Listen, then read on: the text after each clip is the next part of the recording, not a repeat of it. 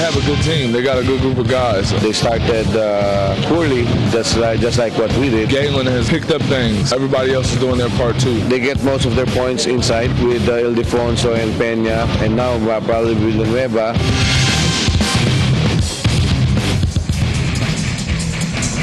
Alright, at ang San Miguel po mga kaibigan sa kasalukuyan ay nilalamangan ng talk and text to the tune of 26-21. We are at the break between the first and second quarters. And talking of Galen Young, partner, meron na siyang 6 points. No, kanyang kalaban, si Sullinger with 5 points. That's because Young is playing him tough defensively. Actually, hindi lang si Young, no? Si Gabby Espina's also playing defense on Sullinger. And our conference leaders, as far as imports are concerned, is Rashad Bell. Well, of course, he only played one game and he scored 39 points there.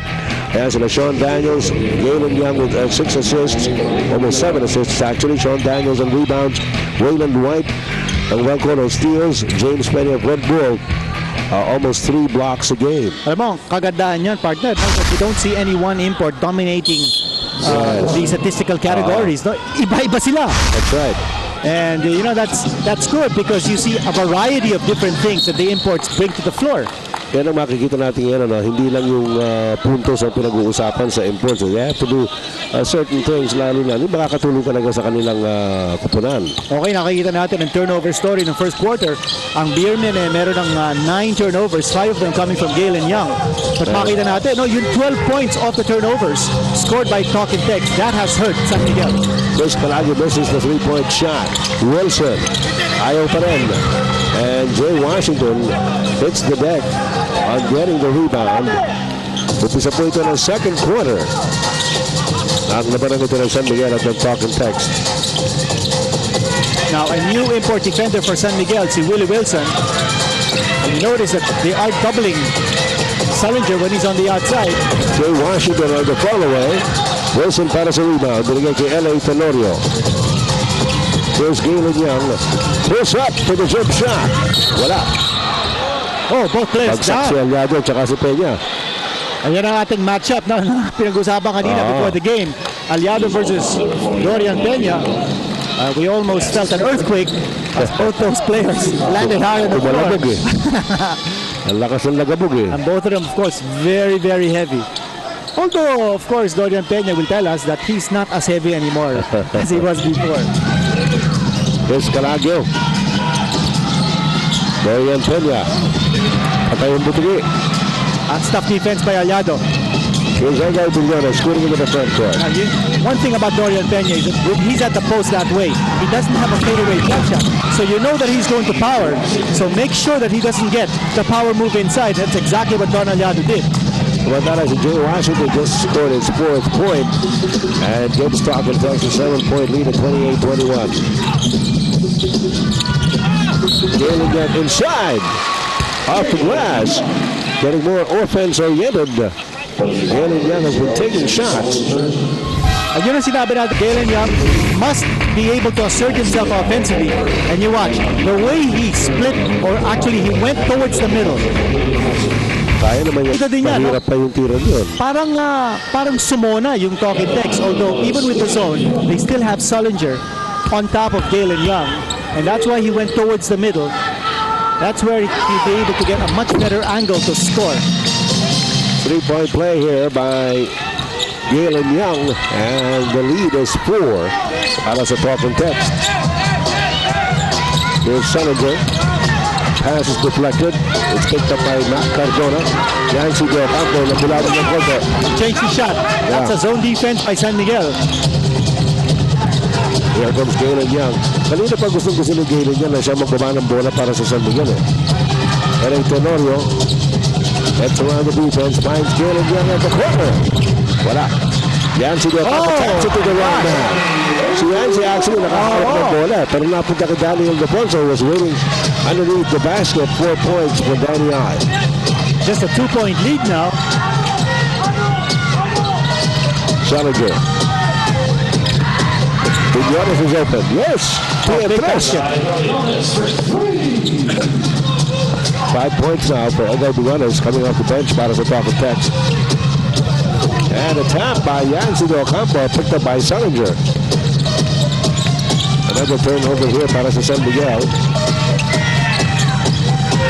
Jay Washington and a Tenorio para sa rebound. Oh, what a leap by the smallest man on the floor. Who is the smallest man? Kaya ito siya agad dito.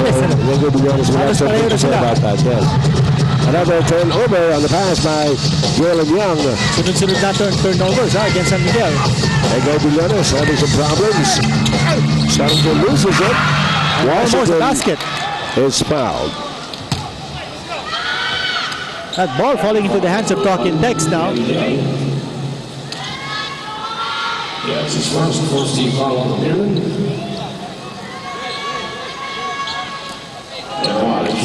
Jay Washington. 2 shots here for Jay Washington. Also did not start tonight para sa Talk and Text, but has contributed 4 points to his team's cause. First is good. We've got another report from Peaches, this time on Galen Young. Peaches. Okay, Galen Young actually grew up in Memphis playing basketball with Penny Hardaway. And since Penny Hardaway was 3 years older, Galen says he tried to pattern his game after Penny's. He says a lot of players wear the jersey number 23 because they like Michael Jordan, but Galen wears number 1 because he likes Penny. Guys? All right. Penny, for your thoughts. Penny Hardaway. Yung pala yung inidira nito si Galen Young.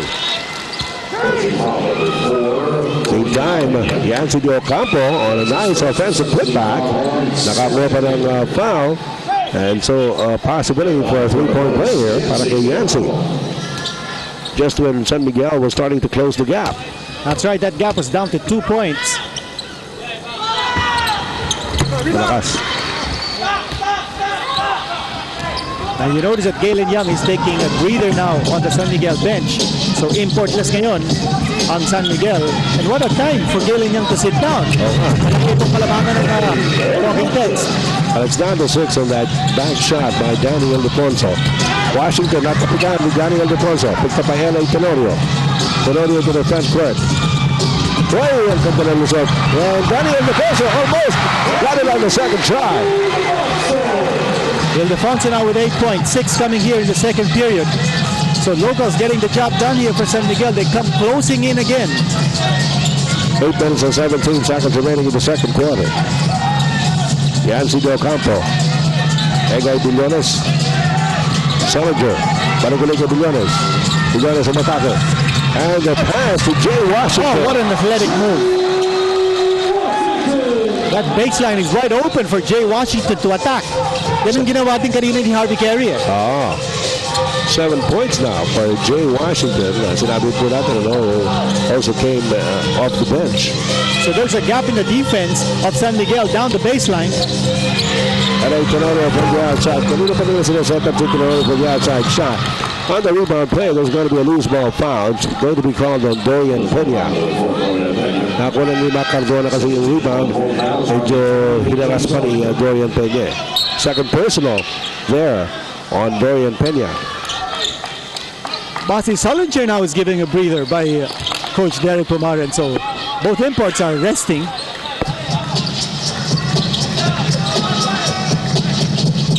Harvey Carey is back in the game. Boy, ang ganda na pass out to Edward Billones, who was waiting unnoticed underneath. He's got 7 points. Edward Billones. That's what we were talking about, yung kulang na kulang sa intimidation, yung interior defense ng San Miguel, no? A lot of points in the paint being scored by Talking Tex. L.A. Tenorio. He's got 5 in the game. 6-point lead here para sa Talking Tex. Yancy. Washington is open. 3-point shots no good. Dorian Pena recovers the rebound. Out of 6 minutes and 44 seconds to go in the second period. Calagio. Here's Tenorio. And the pass to Dorian Pena was nakalangan. And a good hesitation move there by Dorian Pena for his first 2 points in the game.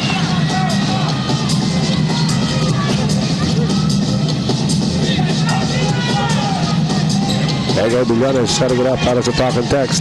Harvey Carey giving him the pick. At Cardona set up for a 3-point shot. And not too much movement that time on offense for Talking Tex. Settling for the outside shot. That's a push. holding him down. Oo. Well, LA Tenorio had a step on Egay Billones. Billones, no other recourse but to foul from behind.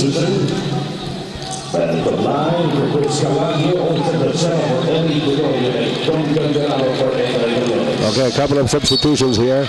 Calagio and Tenorio going out. Pumasok muli si Olsen Rosella at si Brandon Cablay.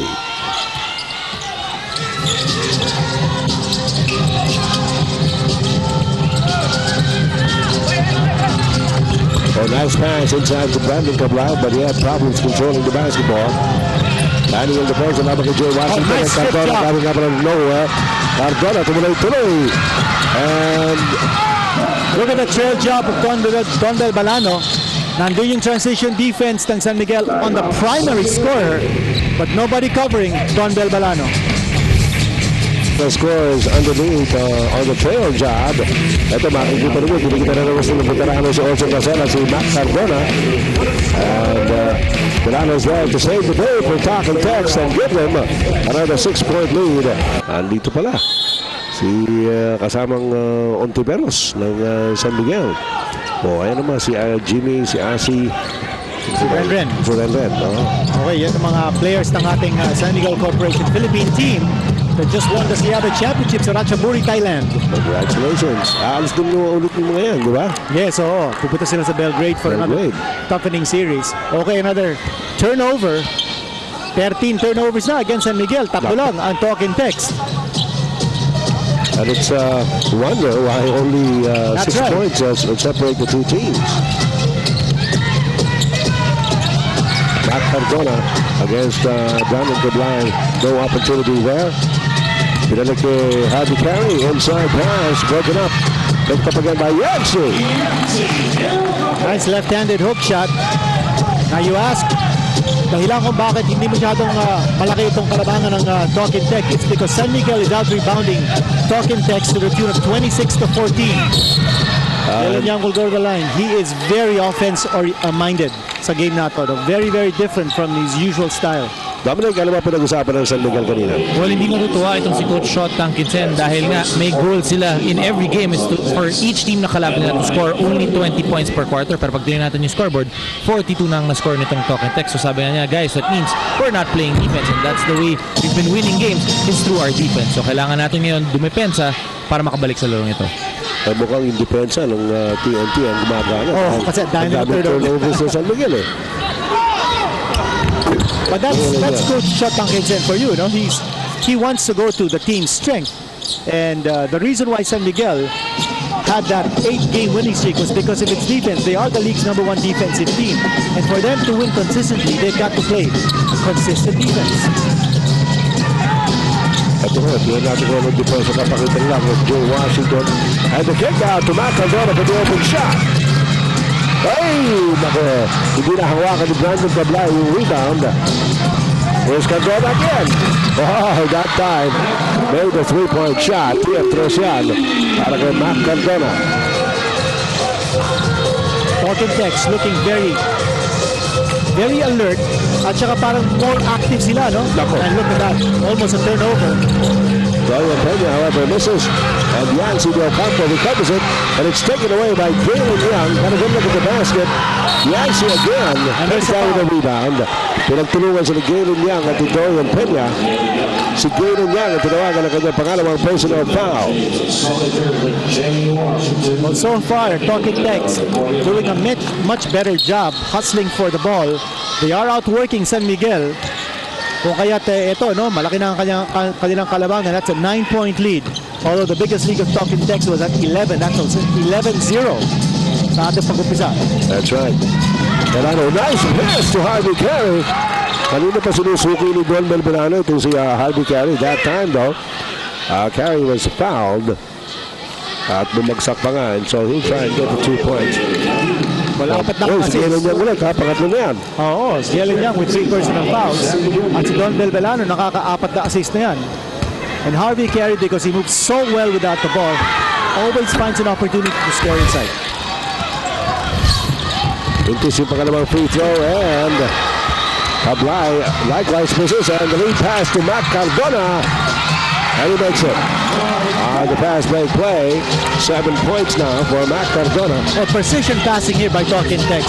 And Cardona, a very dependable finisher, although kanina, hindi siya nakafinish the pass break. And they'll count the basket. Rico Villanova. Well, he was in a no-charge zone. Yes.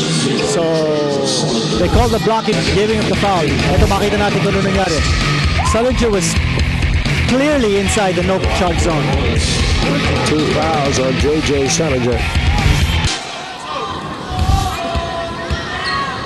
Rico Villanova in his first game for San Miguel scored 4 points. He has that total now. 3 minutes and 17 seconds remaining in the second quarter. Sullinger. Delano. Balik Sullinger. The bounce pass to Cardona. 3-point shot by Cardona. It's good. Good recognition by Cardona. Nakasona yung San Miguel. And Talking Tex moving the ball around to find the open man. Ito naman si Galen Young. Pirouetting it. Both teams in a penalty. May foul na tatawagin. Sullinger, pangatlo na din yan. Yes, pangkas na sila ni Galen Young. Nasa penalty na yan. So 2 shots na yan. Daming mga beautiful faces in the crowd as usual here at the Araneta Coliseum. Samantala si Galen Young is at the line para sa San Miguel.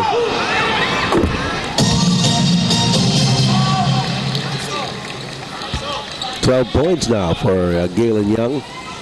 Now J.J. Sullinger hindi pa nakaka-score dito sa ating second quarter. Nakapako siya sa 5 points. But Galen Young now has 13. But despite the fact that Sullinger has been absent in the scoring dito sa ating second period, Talking Tex is up by 10. And a bad pass there by Don Belgrano. Galen Young to leave it in the front court. And that's the pass to Daniel Defonso underneath the basket. Got the foul from Jay Washington. Second personal on Washington. Ano ba napapag-usapan natin ang depensa ng San Miguel or the lack of it? Ang Talking Tex is shooting 51.2% from the floor, and that's not really a good indication of San Miguel's defense. You'll want, if you're San Miguel, you'll want Talking Tex to shoot less than 40% to make sure that this game is low scoring, but it is San Miguel who's shooting barely 40% sa game na to. Daniel Defonso makes the second free throw. Here's a full court press here for San Miguel. So obviously they want to get some turnovers. They want to change the rhythm of the game. Not that way. Not that way. Again, Harvey Carey scoring inside the painted area. Harvey Carey galing pumwesto na gumalaw without the basketball and getting to be the beneficiary. Exactly. And plus he's very strong. So he goes up strong for the hole. And then he scores the layup. And Daniel Ildefonso gets away. Nice pirouette move. Ildefonso really has the moves. Back again in fine form. 12 points now for Danny I. Back to his own defense for San Miguel. Matt Cardona. Down to Campo. And trying to head it out in a tight situation. That's too tight. When you're going up against the zone defense, that defense will collapse once there's someone who penetrates. So the key is to give it up as soon as you penetrate. Rosella. Galen Young has the 3-point shot. The average is about 1 per game. 1 3-point shot per game. To Galen Young. It doesn't take too many of those. And here's Talking Tex reading the defense that San Miguel is giving it. It's a zone defense. They pass the ball around the perimeter. Baseline cut, but no opportunity for Harvey Carey. Finally an outside shot. Delano misses with 4 seconds on the shot clock. That's good defense. You notice that Carey did not have an opportunity to drive the baseline because that zone defense, a 2-3 zone defense, made it impossible for him to get any sort of space down the baseline. Daniel Defonso, binigay kay Galen Young. Rico Villanueva comes down with the rebound. Nilabas kay Racela. Open shot for Olsen. Washington para sa rebound. Binigay kay Matt Cardona. Cardona pulls up. Wala. Young. Binigay kay Olsen Racela. Racela looking around. Gets it to Rico Villanueva. Villanueva back to the basket shot. Contra practice. And Delano comes out of it. Cardona. Look away pass. Wala. Racela sees Danny Ildefonso. Ildefonso goes straight to the hole. Helter-skelter situation there on both ends of the court. At binaba naman ng bahagya ng San Miguel ang lamang ng Falcon Tex down to 6 at 52-46. Just a 30-second timeout being called here with only 15.8 seconds. The direct link, agad-agad drive by Danny Ildefonso. And here's the resume of Danny Ildefonso. Pretty impressive. Yes, 14 points in total, 12 coming here in the second quarter. Now San Miguel was down by 12 kanina lamang, but has engineered an 8-2 blast. And now the lead is cut down to just 6 points. And they're getting it done because of good defense. Yes. Zone defense ng San Miguel has taken away the baseline from Harvey Carey from his cuts and forcing Talking Tex to take the low percentage outside shot. Medyo na-anticipate na nila na ipasa kay Harvey Carey or Mac Cardona or even Yancey. At that has allowed San Miguel to cut the lead. Besides, San Miguel's taking better care of the basketball. Unlike in the early going na kung saan ang dami po nilang turnovers. Siya nga pala, no, we were about 16 seconds away from the halftime break. At the half, we're going to have Black Sport. Wala pa rin si Coach Norman. And we're going to have Richard Del Rosario and Jason Webb hosting Black Sport tonight. Okay, 15.8 seconds to go. Ito po ang resulta ng ating first game kanina. Exciting finish there in that game between Barangay Ginebra and Air 21. Barangay Ginebra had a commanding lead in the fourth quarter that was whittled down by Air 21. Pero medyo kinulang. There's the pass to Yansu. And you notice that San Miguel changed his defense with that timeout. Oh, but Don Belbalano. With only 1 second to go. And a bad inbound pass from Daniel Ildefonso to Rico Villanueva. Ends action para sa ating unang 24 minutos ng laro between Talking Tex and San Miguel Beer. And Don Belbalano's last shot in the second quarter gives them an 8-point lead at 54-46.